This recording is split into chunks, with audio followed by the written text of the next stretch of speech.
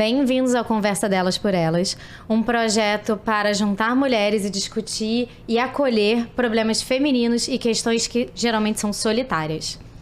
Bom, a ideia é falar sobre desenvelhecer, né, que é desconstruir esse medo e toda a dificuldade do envelhecimento. Todos nós vamos envelhecer, mas a ideia é envelhecer melhor. Meu nome é Tayana Reis. Eu sou Juliana Minelli e hoje a gente está com Renata Morato, ginecologista, e Tayla Schmidt, neurologista. Bem-vindas. Obrigada. Vamos tirar algumas dúvidas, né? A primeira dúvida é, o que é envelhecer para vocês? Quem quer começar? Posso começar. Eu acho que envelhecer é ficar mais experiente. Envelhecer é continuar vivendo e isso pode ser muito bom, né?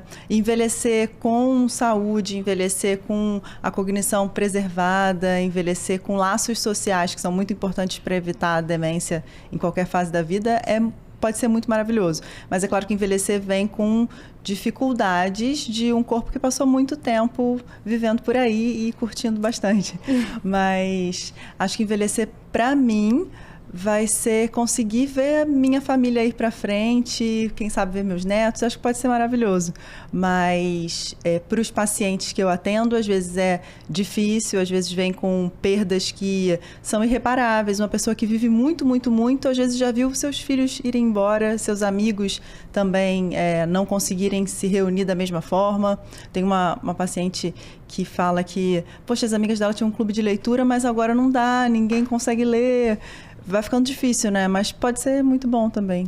Ficou meio vago, mas é por aí. Acho que não precisa ter uma carga negativa de envelhecer, porque é o nosso objetivo de alguma forma também. Com certeza. Com certeza, né? Porque a outra opção é pior. Pois né? é, exatamente. A outra opção Eu ia falar isso. O melhor de envelhecer é você saber que você está com a primeira opção, né? Porque a segunda, você não estaria aqui para estar discutindo. Exatamente. E o que é envelhecer para você? Eu compartilho da opinião dela. Eu acho que envelhecer é isso, é você se tornar mais madura. E eu acho que o que é importante nos dias de hoje é você aceitar as mudanças que vão ocorrer e vê-las de uma forma positiva, né? Ou pelo menos, se elas não forem tão positivas assim, você saber que existem diversos recursos para você aprender a lidar com ela. Eu acho que hoje a grande dificuldade, e como a gente está aqui falando de mulheres, então por isso eu vou me relacionar às mulheres, é a dificuldade que as mulheres têm de aceitar que ao longo do tempo coisas vão mudar. Isso faz parte, isso é fisiológico. Tem coisas que não adianta, por mais que a gente faça qualquer coisa, elas vão mudar. E a gente tem que aprender a lidar com as novas realidades da melhor maneira possível e aceitando que existem modificações, né? Eu costumo brincar muito quando eu falo com as pacientes que, aproveitando a corrida, né, que é que nem um corredor, né? Você com 25 anos, você faz uma meia maratona, você faz uma maratona.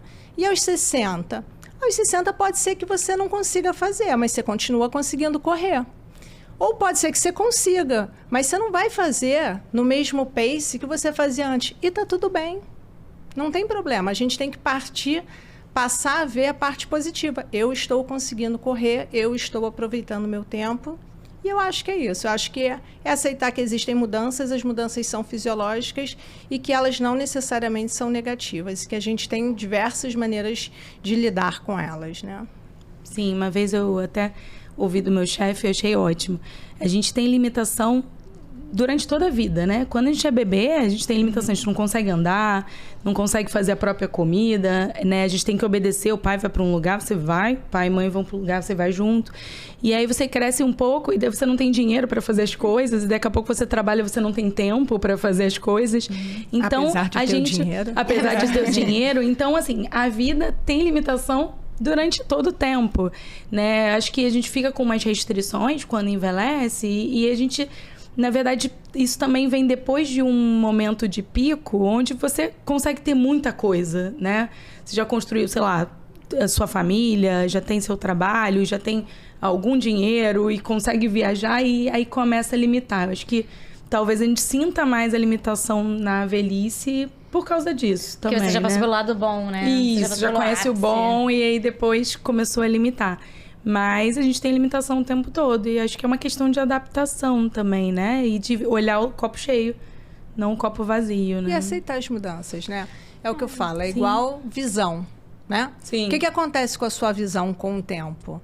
Ela Sim. muda, você começa a ver mais embaçado. E você não fica... O que você faz? Você se adapta. Você vai no oftalmologista, você faz um óculos e a vida continua e bem. Sim, com E se certeza. você ficar sofrendo, não vai mudar nada. Você vai continuar com aquele problema e você não resolveu o seu problema. Você só ficou sofrendo. E aí, na verdade, assim, a pergunta que a gente quer fazer pra vocês é, na área de cada uma de vocês, então cada uma vai ter esse momento, o que é envelhecer na área de vocês? Então, como é o envelhecer na área de um neurologista? Como é que é o envelhecimento do cérebro? O que é esperado, o que não é? O que é patológico, né? E o que a gente pode fazer pra prevenção? Que é o que a gente quer, né? Então, tem vários pontos de atenção para a prevenção. E esses pontos, eles começam desde o começo mesmo, desde o início da vida. Com nutrição adequada, com crescimento adequado, com estrutura socioemocional e ambiental para que uma criança cresça. Para acesso à educação, um dos fatores de risco preveníveis de demência mais importante é uma baixa escolaridade. E isso a gente conseguiria reverter com políticas públicas, enfim, com acesso à educação. E lá desde o comecinho, até o bilinguismo pode ser um fator de proteção. A autoescolaridade, bilinguismo, pode ser a gente que pensa nos filhos. Exatamente, pode ser uma forma de preservar, de encontrar conexões novas que vão fazer diferença lá no final da vida. Além disso, como eu falei na minha primeira resposta, os laços sociais são muito importantes. Pessoas isoladas têm um risco de demência até 10 anos antes de pessoas que têm bons laços sociais. Então, não adianta assim, o clássico da prevenção cardiovascular e tal, mas uma pessoa viver realmente como eremita, ela vai agregar riscos, por mais saudável que ela seja na sua vida única, pessoal, só ela sozinha. Ela precisa Repara que de... isso tem aparecido em todas as nossas reuniões, né? Quando a gente falou em climatério, tinha as Blue Zones. Quando a gente falou no outro podcast, também tinha essa questão do ambiente social, da sociabilidade, dos vínculos sociais, como proteção, acho que para tudo, né? Não só para o cérebro, mas até para se cuidar, para questão de vaidade, para tudo pode prevenir.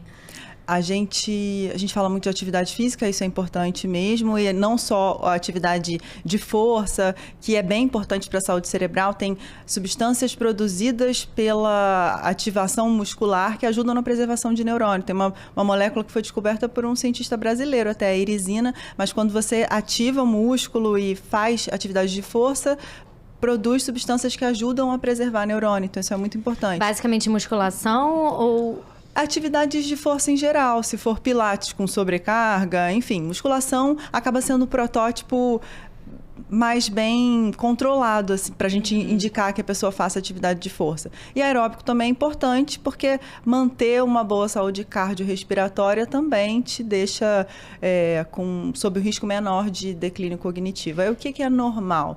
Uma pessoa que perceba dificuldades de memória ou até de velocidade do processamento cerebral, velocidade de raciocínio durante a fase do envelhecimento, precisa realmente procurar ajuda, porque existem causas reversíveis e o envelhecimento normal não precisa ser um envelhecimento com dificuldade cognitiva. É claro que à medida que a pessoa envelhece, que a gente chama de declínio cognitivo subjetivo, assim, a autopercepção de que não está tão normal, vai ficando cada vez mais frequente. Acima de 80 anos, até mais de 20% dos octogenários vão ter alguma percepção de declínio cognitivo subjetivo, e aí o neurologista consegue identificar se aquela pessoa está sob risco de um declínio que vai ser quantificável mesmo, que vai aparecer pro médico, porque às vezes é a percepção da pessoa e fica naquilo a vida toda, não tem assim alteração no dia a dia, as outras pessoas não percebem, os testes são normais e é só uma autopercepção.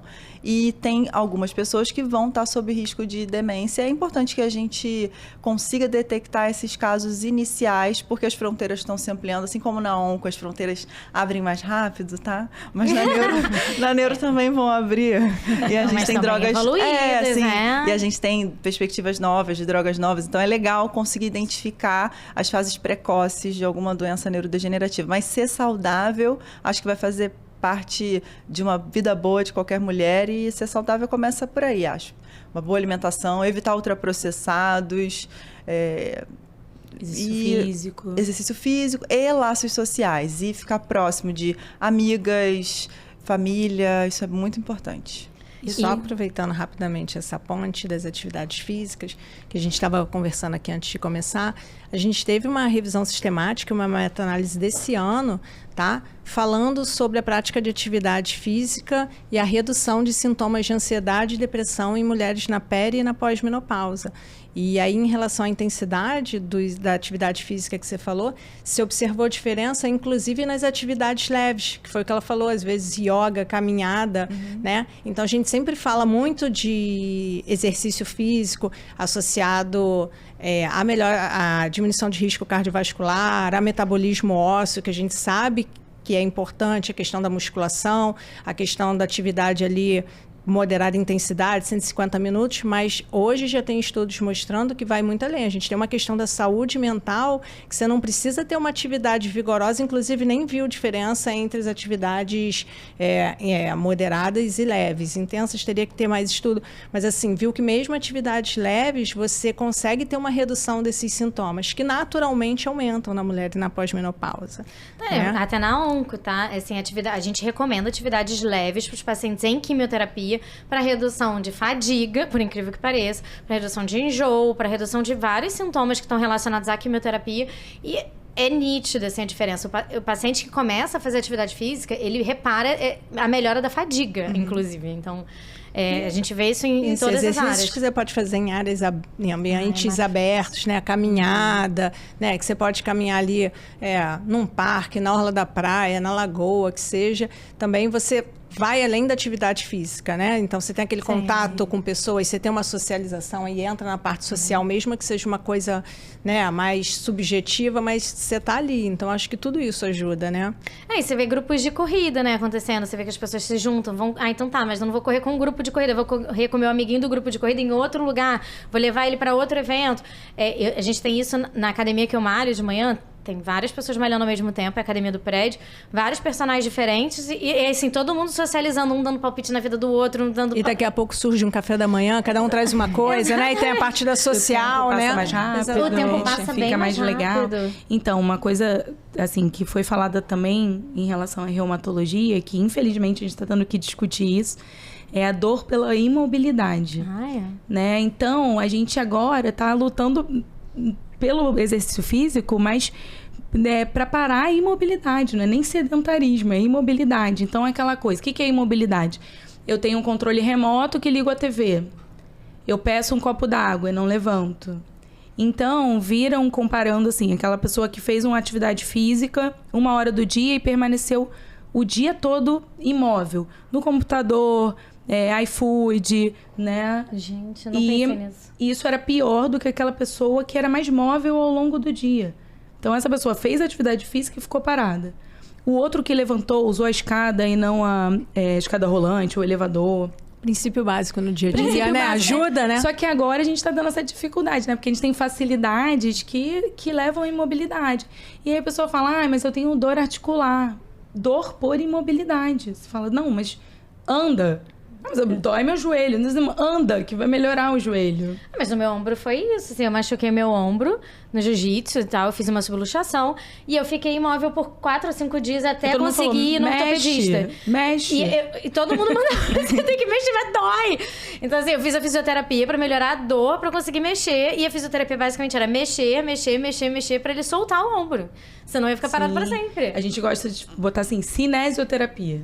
Ah, tá bom. Quando vai no reumatologista, ele não vai falar fisioterapia do ombro. Vai falar cinesioterapia do ombro.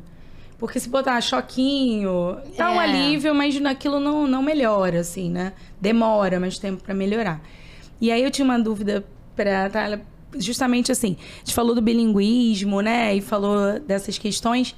Mas minha dúvida é se, assim, a exposição à informação também é bom, né? Porque, assim, se precisa ser um estudo formal para prevenir, ou exposição, sei lá, uma criança que ouve várias músicas, né, estilos variados, em inglês, em português, até que ela não entenda se isso auxilia, acesso à cultura. Sim, sim. Né?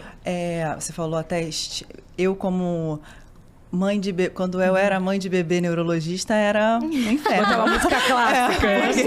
O meu filho fez... meu filho tinha o Mozart for Brain Development, sei lá, que ele ouvia toda noite. Sim. E tinha... Que aí, teoricamente, assim, o estímulo auditivo diferente ajuda no processamento auditivo e ajuda a fortalecer as conexões do lobo temporal que recebe essas informações. Então, é claro que o bilinguismo formal é o que vira métrica de estudo, né? Mas ter acesso a experiências, a viagens em família, isso tudo é muito enriquecedor. O tipo de informação que não parece enriquecedor é a informação rápida, né? O que todo mundo fala, que do tema do ano, brain rot, que é o cérebro apodrecido de informações muito rápidas. A vida dos adolescentes, atuais. A nossa também, rede social, é muita notícia boba, assim, que não... Sim. Agora, só complementando do meu filho, ele ouvia a musiquinha, mas ele via também figuras de alto contraste. Tem um tipo de estímulo para bebês que você deixa figuras de preto e branco, com rostinhos e expressões, ou até figuras geométricas, e isso ajuda o bebê também, que está recebendo as primeiras informações na retina, indo para o córtex occipital, ele começa a ver expressões, isso é importante até para desenvolvimento socioafetivo, e para outras informações para o cérebro. Então, assim, existem várias formas, umas vão ter mais evidências, outras menos, mas várias formas de estimular. Voltando também ao que você tinha dito sobre a prática de atividade física ao ar livre, algumas pessoas têm sintomas físicos, sintomas motores ou sensitivos, que não vão se encaixar em nenhuma doença neurológica reconhecida, mas que a gente chama hoje em dia de transtorno neurológico funcional, que às vezes vem até junto com dores crônicas. A pessoa ela teve experiências ruins, em geral, que gera alteração na conectividade do cérebro mesmo e gera um sintoma persistente que vai passar por 1000 médicos, vai perseguir 1000 diagnósticos e aquilo vai ficar. E alguns subgrupos de pacientes se beneficiam de aterramento sensorial, que é, na verdade, desfocar a atenção de si mesmo, dos próprios... Por exemplo, se você estava lá com dor no ombro... Eu tive uma lesão de quadril também. Aqui somos, né, pessoas lesionadas. Só que não. E aí eu ficava sempre prestando atenção no meu quadril. Se a gente foca a atenção, a gente sente coisas diferentes mesmo. E para essas pessoas com dor crônica ou outros sintomas funcionais, conseguir fazer uma atividade que tem o mundo inteiro para olhar, uma paisagem legal, a lagoa, sentar na grama, ter contato com a natureza pode ser muito enriquecedor também para a saúde mental, que indiretamente também acaba prevenindo demência, tratando dores crônicas. Então, terapia de natureza também faz parte. Convenhamos, fazer atividade física ao ar livre ou com alguma distração passa muito mais rápido, né? Assim, pra gente que tá ali correndo, 15 km correndo. Pô, 15 km correndo na esteira é um saco, né? Assim, não, ao ar livre eu vou fofocando tudo que está acontecendo. Tô vendo, aí eu esqueço, fazer outra coisa. Vai pensando muita coisa na cabeça. E agora, Renata, conta pra gente como é envelhecer na parte feminina, né? Na ginecologia. Climatério, menopausa, sexualidade. É um misto de coisas, né? Eu acho que vem não só a questão fisiológica do envelhecimento, né? Eu acho que tem a questão da idade, da fase em que a mulher se encontra, né? Então, quando a gente está falando ali de pós-menopausa, se a gente partir do princípio que a idade média da menopausa da mulher brasileira é ali em torno de 51 anos, a gente está falando daquela mulher que está numa fase de vida também, onde muitas vezes o ápice da carreira está passando, né? Onde os filhos estão começando a sair de casa, né? Então começa aquela síndrome do ninho vazio, né? Onde você entra na menopausa, você deixa de ter os hormônios sexuais, isso traz alterações. Então, se perguntando em relação a alterações, então a gente sabe que, por exemplo, quando você deixa de ter estrogênio, você começa a ter os sintomas do hipoestrogenismo, né? Então, desde os sintomas vasomotores, aqueles calorões, suadores que vêm de noite, que muitas vezes cursam com uma insônia, e a insônia, por sua vez, cursa com cansaço, com uma fadiga, e todos os sintomas que vão vir junto com aquela insônia, né? A alteração da qualidade de vida por aqueles calorões, porque a gente está aqui conversando, a mulher mulher na pós-menopausa com sintomas vasomotores já teria tido aquela onda, fica toda ruborizada ali, aquilo ali dura 1 minuto, 1 minuto e meio, daqui a pouco suadouro e passa, e às vezes isso é muito intenso, acontece com uma frequência que é variável de mulher para mulher. Deixa eu só aproveitar e perguntar uma coisa. Tem algum tratamento específico ou eu tenho que fazer reposição hormonal necessariamente para melhorar esses calores, esses fogachos? O melhor tratamento para sintomas vasomotores hoje é reposição hormonal. A grande questão é, nem todos podem fazer reposição hormonal, e em alguns a gente vai ter que pesar risco-benefício. E aí existem alternativas não hormonais para tratamentos de sintomas vasomotores, que durante muito tempo a gente usou para as pacientes que tinham contraindicação ao hormônio, e hoje a gente tem usado às vezes um pouquinho mais, porque hoje a gente já tem mulheres que não interfere, não adianta o que você diga, elas não querem hormônio de jeito nenhum. Sim. Só que elas também não querem ficar com sintoma vasomotor. Então, você tem que achar uma alternativa. Então, existe uma linha de medicamentos que a gente pode utilizar com esse objetivo, embora as melhores respostas continuem sendo com as terapias hormonais. Mas, junto com isso, a falta de estrogênio altera a distribuição de gordura corporal, né? Então, você começa a ter, né, um maior depósito de gordura na região central. Então, as mulheres chegam com essa queixa. Quantas mulheres eu atendo que aperta a barriga, não tem nada, e fala assim, eu nunca tive isso, como é que eu faço para perder, né? Então, isso muda, né? Muda a pele, muda cabelo, é inevitável, muda. E a gente tem que achar alternativas. Então, a gente vai usar um hidratante, porque assim, essas coisas vão mudar. E a gente, assim como a gente usa o óculos, assim como a gente vai se adaptando, a gente às vezes, quando é mais nova, não usa hidratante com a frequência que a gente deveria, mas a nossa pele tá boa. Chega um momento que você precisa usar mais hidratante, não adianta. Então, algumas coisas que a gente tem que mudar. O cabelo cai, então tem essas mudanças. Agora, muda muito, eu acho que é uma coisa que vem junto, né? Que a autoestima da mulher, ela pode ser muito afetada. Por quê? O que representa a menopausa? Você acabou a sua vida reprodutiva. Então, mesmo que no subconsciente, isso tem um impacto também. E o que a gente vê, que eu sei que em algum momento você vai chegar na parte da sexualidade, falar que não tem alteração é mentira. Mas o que a gente vê na prática é que a menopausa valida questões que já eram anteriores e que agora passa a ter um culpado para você empurrar ali o motivo. Mas a gente vê que pacientes com muitas questões na pós-menopausa, principalmente em relação à sexualidade, né, tem coisas que são próprias da pós-menopausa, como um ressecamento vaginal, por exemplo, que a gente pode falar um pouquinho mais sobre ele, mas você vê que muitas vezes a menopausa vem como para validar coisas que já existiam antes. Então, pessoas que começam a ter diminuição da libido, mas quando você vai conversando, faz uma anamnese bem feita, isso já vem bem antes. Então, mas dizer que não muda, muda, né? E aí a gente pode falar um pouquinho mais sobre isso, eu acho. Na verdade, eu ia te fazer até perguntas um pouco diferentes, assim, se hoje você repara que as mulheres estão menos preocupadas com essa questão da idade reprodutiva, ou mais preocupadas, porque também talvez elas estejam deixando mais para mais velhas o ter filhos. Como é que você tem reparado isso? Não, isso é um fato. Hoje não é incomum a gente ver mulheres com mais de 40 anos tendo o primeiro filho, tá? Não vou nem dizer engravidando, vou dizer tendo o primeiro filho.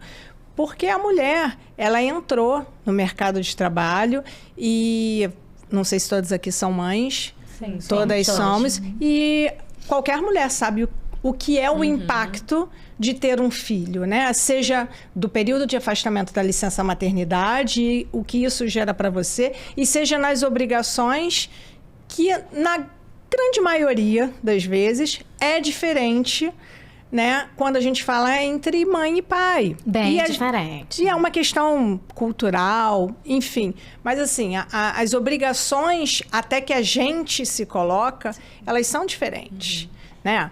Então, eu acho que com isso a mulher vem deixando para engravidar mais tarde. Então, acho que essa questão da vida reprodutiva, isso vai acarretar em outras consequências, mas eu acho que mesmo no subconsciente tem uma questão, tipo assim, você está mudando, porque uma coisa é você não querer, tá? Não quero mais ter filho. Outra coisa é você não poder, né? Então, eu não acho que na menopausa seja uma grande questão assim, eu não posso ter mais filho. Não, não é isso. Mas é a certeza que você tem assim, agora eu não posso mais. Então, assim, acho que tudo isso muda um pouco, né? Entendi.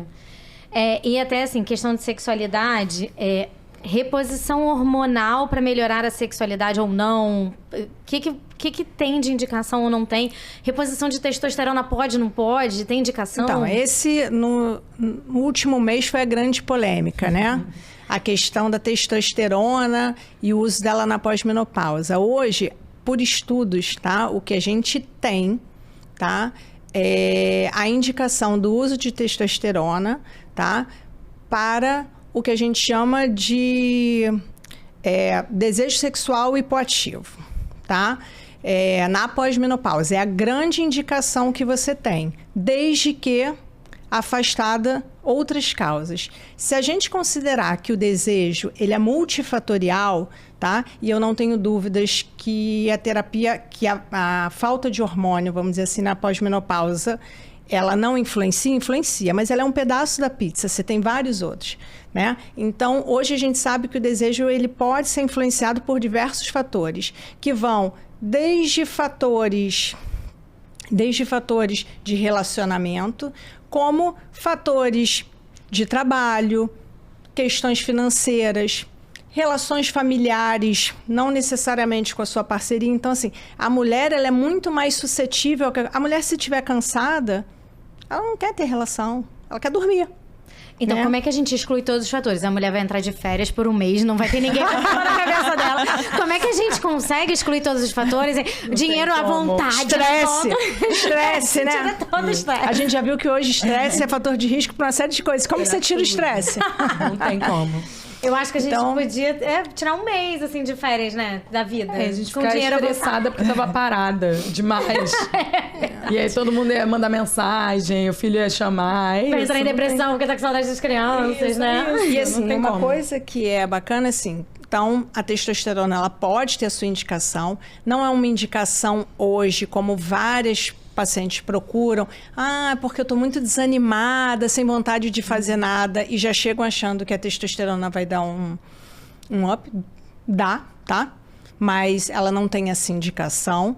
Eu acho que o que as pessoas precisam saber é por que a gente não prescreve testosterona para todo mundo, né? Porque a gente não tem grandes estudos em relação a essas doses ou as vias de administração hoje em dia, muitas vezes por aí que são manipuladas, em relação à segurança. Ela pode ser ótima agora, vai melhorar a sua massa magra. Alguém aqui tem alguma dúvida que o uso de testosterona vai aumentar a massa magra? Ninguém tem dúvida. A questão é a custa de quê? Então. Exatamente. Eu também. Como não faço só quando tem trombose venosa cerebral, AVC. Só. Exatamente. Então, eu não posso nem opinar. Isso ninguém vê. Não, mas você pode opinar, porque inclusive, a dose de testosterona que se passa para desejo sexual hipoativo por gel transdérmico, que tem que ser manipulado, porque nem aqui, nem na Europa, nem nos Estados Unidos só existe na Austrália uma testosterona gel para o uso feminino, a gente só tem lá, aqui tudo tem que ser manipulado, é uma dose muito baixa, tá? Se a gente for conversar com vários endócrinos, enfim, a gente não tem nem indicação de pedir testosterona, dosagem sérica de testosterona, exceto quando a gente está desconfiando, né, de um excesso de androgênio, que você quer comprovar ou não, ou seja, ou você tem algum hirsutismo, alguma coisa que você desconfia, uma suspeita de tumor, exatamente, uma virilização, ou quando você começa um tratamento com uma testosterona transdérmica, uma vez que é manipulada, né? A gente sempre tem aquela questão da confiança na medicação e você pode pedir antes de começar para você ter o nível basal e depois ao longo do tratamento. Por quê? Porque o objetivo é que a testosterona não saia dos níveis considerados fisiológicos. Então, se eu tenho uma testosterona acima da referência daquele laboratório, a dose que você está usando é excessiva. E mais, se não houver uma melhora do desejo em 6 meses, pode parar de usar, porque não é para por fazer. isso. Ou seja, nós temos indicações muito pontuais e selecionadas. A dose é muito mais baixa do que muitos vêm prescrevendo por aí e com outros objetivos, né? E eu acho que é isso, tá? Que é neurologista que a grande questão, a gente não tem a gente não tem estudos que comprovem segurança. A gente não está deixando de passar porque a gente não quer, porque é do contra, não é isso. Tanto é que todos os posicionamentos das grandes sociedades brasileiras e internacionais, elas são contra a reposição de testosterona do jeito que as pessoas estão fazendo. E todas elas pontuam que essa é a única indicação, desejo sexual hipoativo na pós-menopausa. Um efeito colateral, assim, catastrófico pode... Poxa, assim, como neurologista, deve ser quase mensalmente a gente vê AVC em jovem e muita frequência existe algum uso para fins estéticos de hormônios. A maior frequência, né? É, com muita frequência. Mas isso não aparece no Instagram, tem trombofilia, tem outras causas, mas assim, é muito frequente. Então... Esses casos não aparecem no Instagram. Não, claro que E a gente não expõe, então... Ninguém vai expor, a gente não está tá aqui com esse objetivo, mas eu já tive paciente no consultório que saiu da consulta e no dia seguinte pediu dinheiro de volta e para cancelar a nota porque eu não passei... Testosterona. Porque eu não passei os exames para menopausa de dosagens de hormônios e eu não passei a testosterona que ela queria. Né? E, na verdade, no meu consultório, que, na verdade, para mulheres eu não teria nada a ver com isso, tem essa exigência do pedido de testosterona. Eu falo, não peço. Você vai em outro médico, porque eu não vou pedir esse exame. Não é comigo. E eu sou contra a reposição. E a gente viu a proibição do chip da beleza, né? Que também tinha um pouquinho de testosterona, tinha um pouquinho de tudo. Que na verdade, a gente nem sabe o que tem, né? O maior problema é isso, a gente não sabe o que tem. Não, imagina pra oncologia, paciente diagnostica um câncer de mama, receptor hormonal positivo, e você não acha o chip. Nossa, a gente já viu isso acontecer. Não Tira consegui o chip, tirar. não acha o chip. Caramba. Então, sim, não é... Também, então, sem efeitos colaterais, né? Não é tão sem problemas, assim. E mais que isso, né? Assim, eu acho que o grande questionamento em relação... E a gente está entrando agora num tema bem polêmico, né? É que você não tem estudos, né? Você não tem estudos de quanto libera por dia, de quanto tempo vai durar. Você tem uma pessoa falando para você, cadê o estudo que mostra? Porque eu já peguei paciente que tinha botado o chip com validade, duração de 6 meses, com 1 ano, com uma testosterona suprafisiológica. Então, assim, aquele chip não tem uma duração de 6 meses. Então, eu não sei. Eu acho que a grande questão é estudo, né? Se você tiver estudo e comprovar, tá tudo bem. Não, e acho que até tem a questão, assim, é uma decisão da mulher colocar o chip, porque ela gostaria, diagnosticou um câncer de mama, ela tem que saber que ela é responsável por isso, por não conseguiu tirar, não conseguiu, né, ficou suprafisiológico o exame. Olha, você tem que saber que isso pode acontecer, tem que estar muito bem conversado com o paciente sobre esses riscos, né, e não tá, o paciente fica desesperado quando as coisas dão errado, né, a grande verdade é essa. Vou aproveitar e perguntar para vocês, nas especialidades de vocês, qual seria o maior medo no envelhecimento? Assim, qual é o seu maior medo de envelhecer? Na especialidade ou pra pessoa? Na especialidade para pessoa. E para Tayla? Para mim é envelhecer com dependência. Sim, funcionalmente dependente. Não gostaria. Eu partilho da mesma opinião. Eu acho que a grande questão do envelhecimento é essa. É você envelhecer bem. É você... Hoje, a gente está vivendo um mundo onde a expectativa de vida aumentou muito. Não adianta você chegar aos 85, 90 anos e você não ter autonomia e independência para fazer coisas básicas, né? E, na verdade, eu estava até hoje falando na academia isso, tem uma senhora que estava com preguiça do sentar e levantar. E eu olhei para ela e falei assim, sabe que esse exercício é o mais importante para você? Porque, na verdade, é o que vai te dar independência de levantar do vaso sanitário. Você já pensou nisso? Aí ela assim... começou a fazer sem reclamar nada, assim, porque a gente não pensava nisso, né? Nossos antepassados não pensavam nessa questão da independência.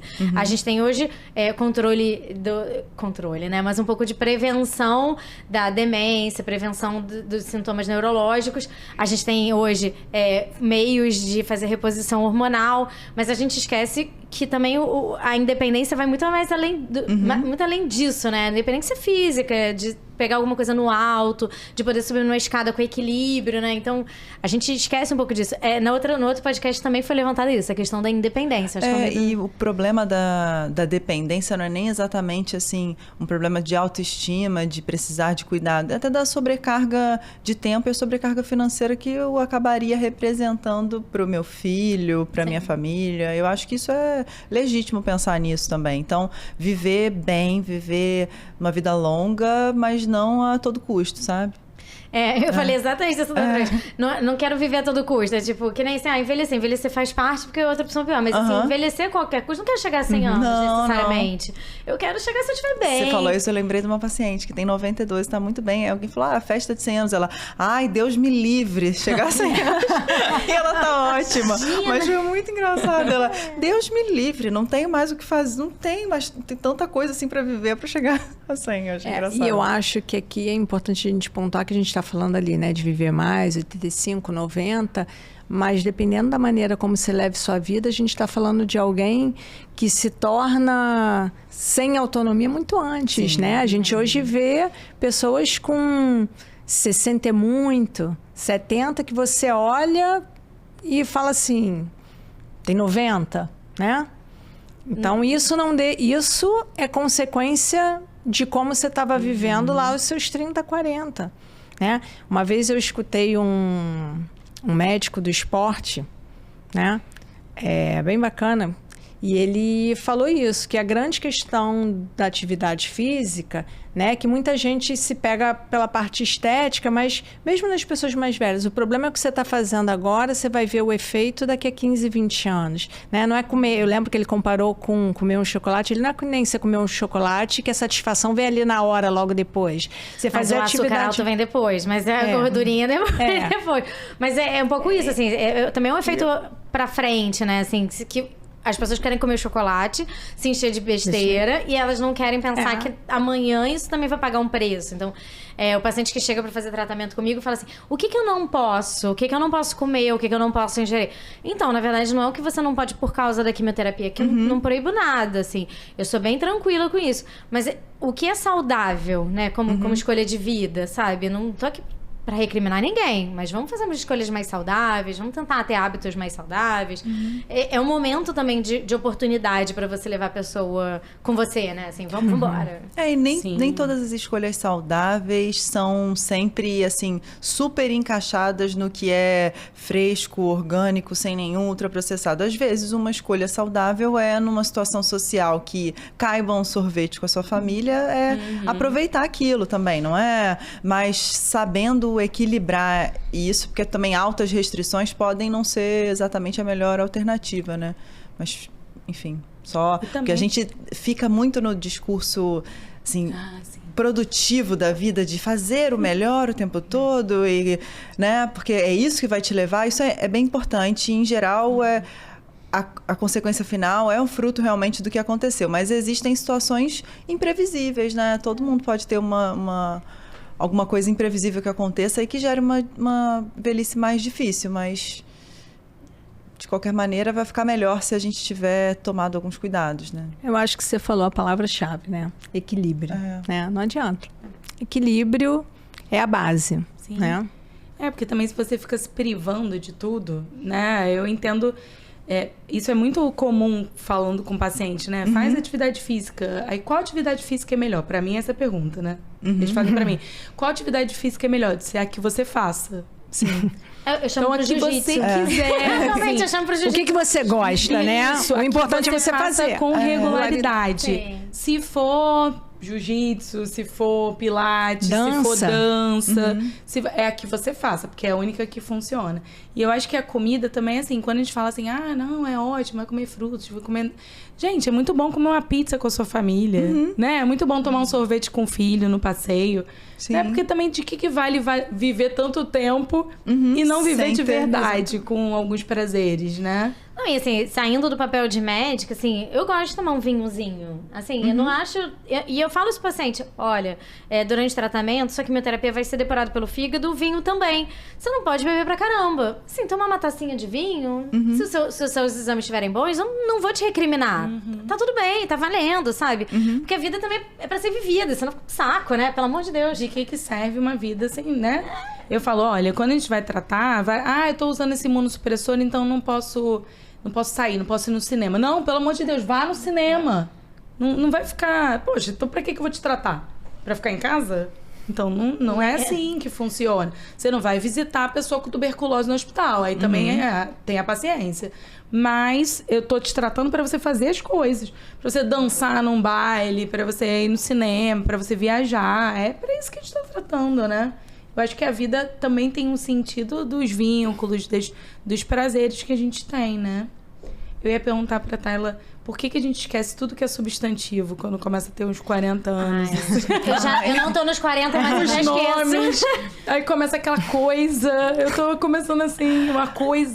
Aí tem um problema que é a quantidade de coisas que vocês fazem, que a gente faz, e a quantidade de influxo de informação que a gente recebe, né?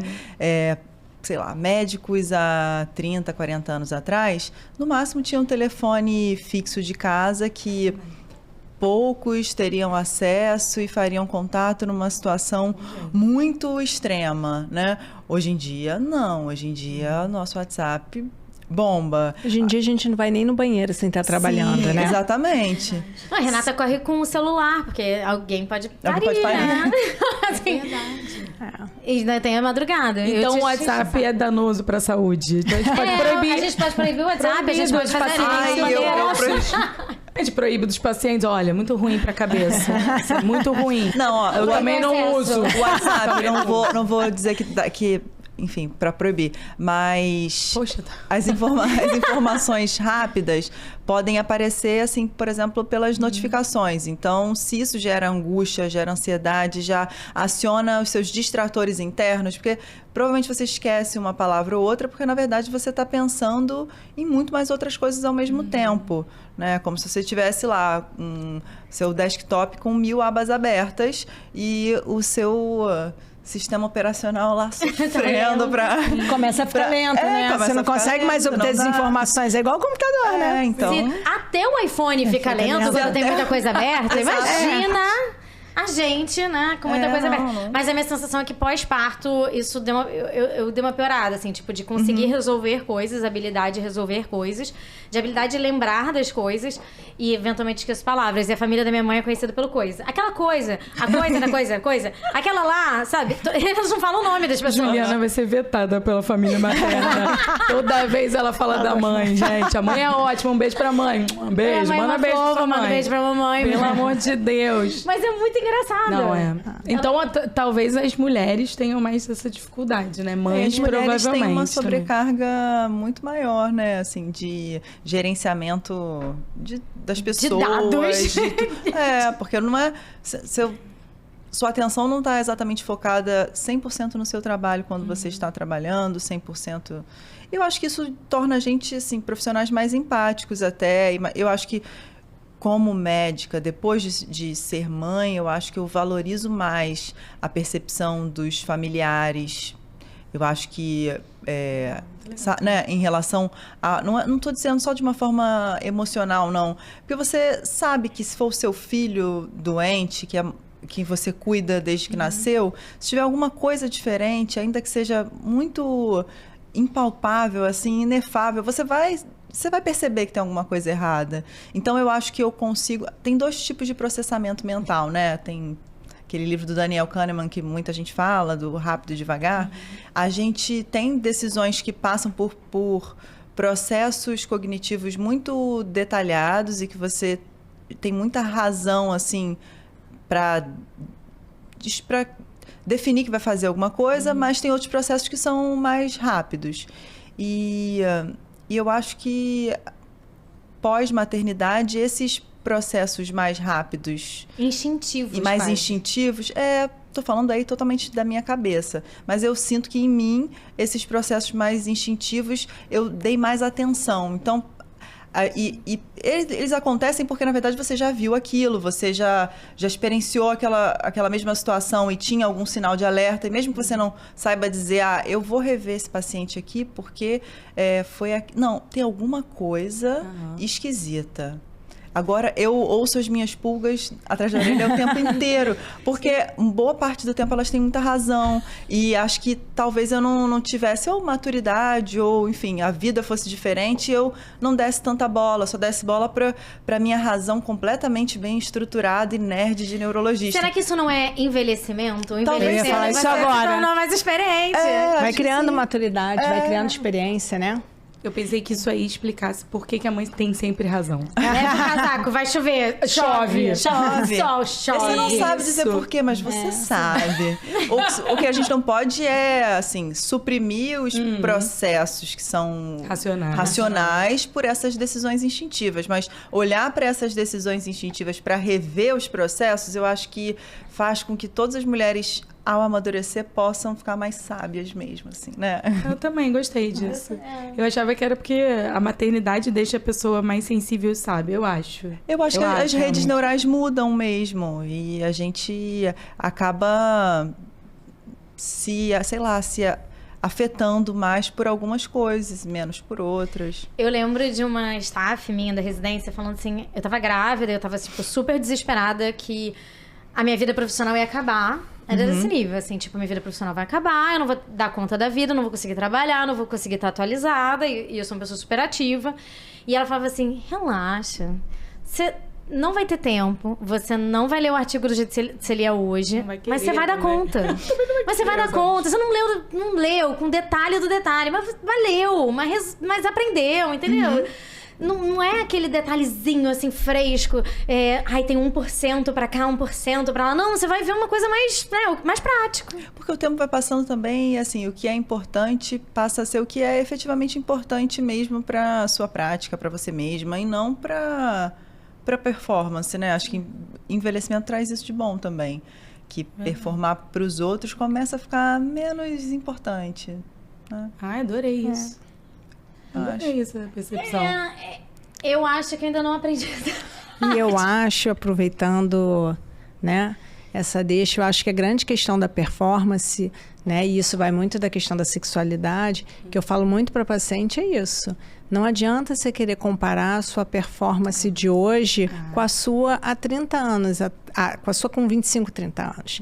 Então, assim, existem mudanças que vão ocorrendo, mudanças fisiológicas no organismo, as coisas mudam e a gente vai se adaptando. Ninguém está falando que você não tem que ter vida sexual. Sim. E você vai ter e vai ser prazerosa, você tem como fazer isso.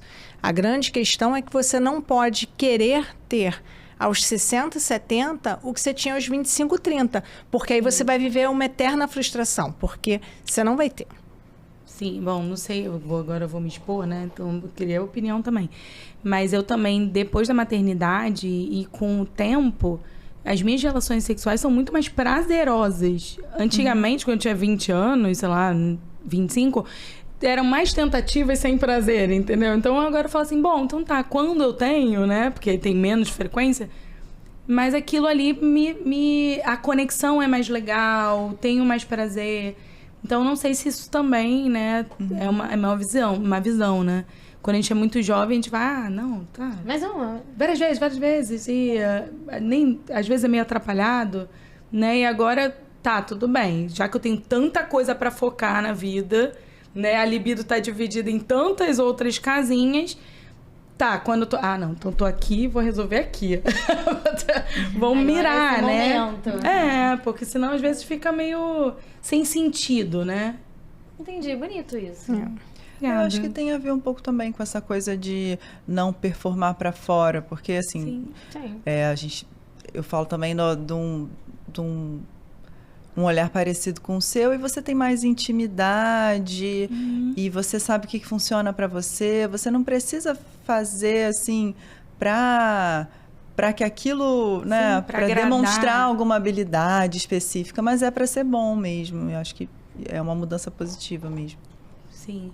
E tinha até uma pergunta interessante para Renata da questão se as pessoas com mais idade, elas aceitam falar com tranquilidade de sexualidade, ou se o pessoal tá vindo com mais demanda agora? Eu acho que a sexualidade é um tabu em qualquer idade, tá? Mas nos dias atuais, eu acho que tem uma questão da mídia, tem as exigências, tem toda uma mudança no paradigma de sexualidade hoje em dia, que é muito mais falado e abordado. E eu acho que com isso, esses tabus estão caindo um pouco, tá? Mas eu acho que tem tabu em todas as idades e a mulher com o envelhecimento, isso continua sendo um tabu. Né? Porque eu acho que uma das grandes questões quando a gente fala sobre sexualidade, né, de disfunções sexuais, entenda que disfunção sexual ela tem que ter 2 critérios muito importantes, tá? Ela tem que ter uma duração de mais de 6 meses e outra ela tem que trazer sofrimento para a pessoa. Então, muitas das coisas que as pacientes ou que as pessoas consideram disfunção sexual, se a gente for levar lá para o DSM, não é disfunção sexual real. Né? Então, eu costumo falar muito, quando a gente vê o ciclo de resposta sexual, isso a literatura ela já é muito clara. A resposta sexual da mulher ela é diferente do homem. E é o ciclo. Como as pessoas respondem aos estímulos. Então, é muito claro. O homem, né, foi descrito lá na década de 60 por Master e Johnson. Ele tem um ciclo de resposta sexual, que antigamente achava-se que era tanto para a mulher quanto para o homem, linear. Ou seja, você tem excitação, orgasmo e resolução. Né? Depois, mais tarde, né, outra estudiosa acrescentou o desejo. Então, você tem desejo, excitação, orgasmo e resolução. Uma resposta linear, bem clássica do homem. E que a mulher até pode ter esse tipo de resposta no início do relacionamento. Com o tempo de relacionamento, né, a mulher perde esse desejo sexual espontâneo. Então, a resposta sexual da mulher, ela fisiologicamente ela é dita como um ciclo de resposta circular. Ele não é linear. Então, a mulher com tempo de relacionamento, e aí não tem a ver com envelhecimento, tem com tempo de relacionamento, né? Ela entra no que a gente chama de um estado de neutralidade. Para ela tá tudo bem. Se tiver, tá bem. Se não tiver, também tá tudo bem. Ela perde aquele desejo sexual espontâneo. E ela passa a ter muito de forma predominante que a gente chama de desejo sexual responsivo, ou seja, ela precisa ser adequadamente estimulada. A partir daquele estímulo, ela vai se excitar e aquela excitação vai gerar um desejo, que é o que a gente chama de desejo responsivo. Então, a gente só considera disfuncional a mulher que tem a perda desse desejo responsivo. Mas a maioria das mulheres que vai no consultório, ela queixa o quê? Da diminuição da libido. O que é a diminuição da libido? Eu chego em casa e não tenho desejo. Mas e quando seu marido, só ele me procura, mas tá tudo bem. Com o tempo de relacionamento é isso que acontece com você, comigo, com ela, com todo mundo. É assim.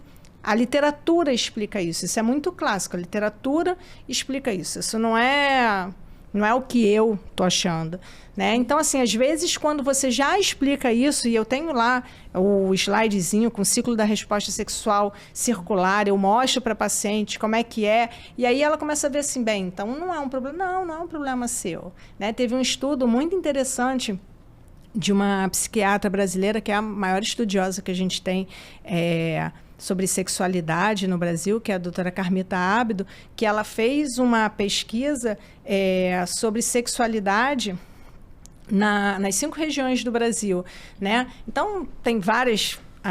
A pesquisa tem várias questões, mas uma que eu gosto muito de mostrar para pacientes também é que ela bota 2 gráficos em relação à frequência de relação sexual semanal, tanto de homem quanto mulheres, divididos por idade, né? Então, isso é um gráfico. E o gráfico do lado é o quanto as pessoas gostariam de ter relação sexual semanal. E você vê que tanto no homem quanto na mulher, o desejo de ter relação sexual, da frequência, é muito maior do que o que eles realmente têm. E às vezes eu mostro para elas esse gráfico, né? Até para ela ver assim, tá vendo? Ó, você tá achando que tá tendo pouco, ó, mas a sua idade aqui, ó, você está completamente dentro da normalidade. Aí eu volto a falar, aquela questão de você comparar a sua performance de hoje com a sua performance aos 25 anos.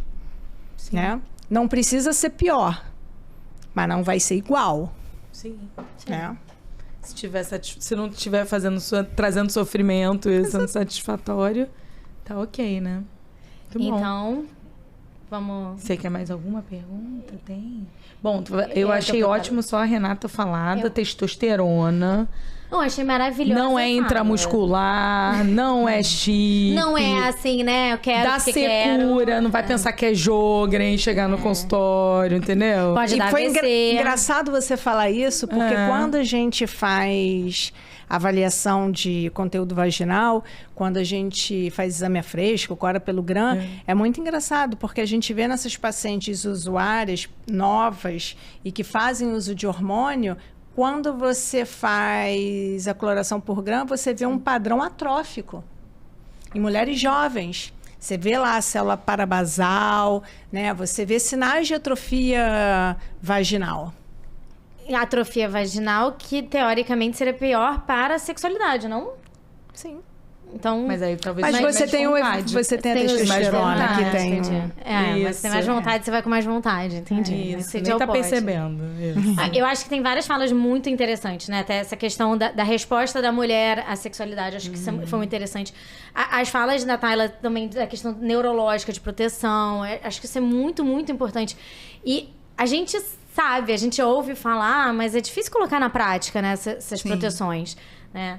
Você quer fazer mais algum comentário? Que a nossa hora tá chegando. Não, quero agradecer. Foi ótimo, aprendi um monte de coisa. Aprendi muito, é muito Aprendi bom, né? muito. Depois talvez eu tenha uma dúvida, eu mando pelo WhatsApp. Aí a gente... Não pode, o WhatsApp é proibido. A gente manda pelo Proibido Instagram. agora, todos os nossos WhatsApps fecharão.